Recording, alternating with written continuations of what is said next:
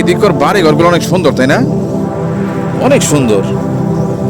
আমরা এদিক দিয়ে কোনো জায়গাতে নাইমে গেছিলাম আর কি, ওই যে ওই যে অনেক বড় বড় ঘাসওয়ালা অনেক খোলামেলা জায়গাটা ওখানে।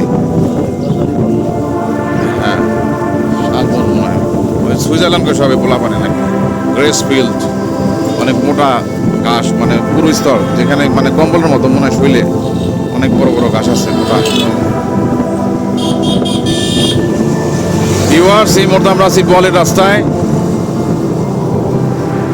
সুন্দর রাস্তা, অনেক সুন্দর জায়গা, আশেপাশে দেখতে পাচ্ছেন এই শুধু বইটা খেত খালি না,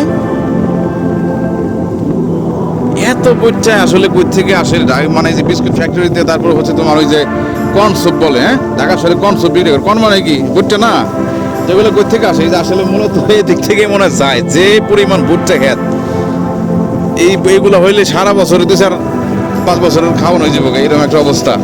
এই যে কি পরিমাণ ভুট্টা গাছ, কি পরিমাণ ভুট্টা গাছ, চতুর্দিক দিয়ে ভুট্টা গাছ। হ্যাঁ,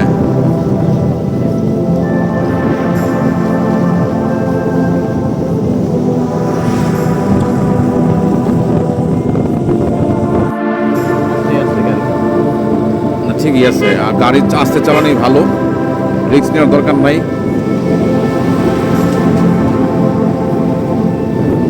এই মুহূর্তে আমরা যে রাস্তায় আছি, দুই সাইডে কলা গাছ, মাঝখানে সুন্দর পিচ ঝাড়ের রাস্তা, মোটরসাইকেল দিয়ে ঘুরতেছি, অন্যরকম একটা মুহূর্ত। আপনি যদি ফিল করেন যে এই মুহূর্তে আপনি আমাদের এখানে আছেন বা আপনি নিজে ঘুরতেছেন, তাহলে বুঝতে পারবেন আসলে ব্যাপারটা কীরকম। খুবই সুন্দর একটা মুহূর্ত।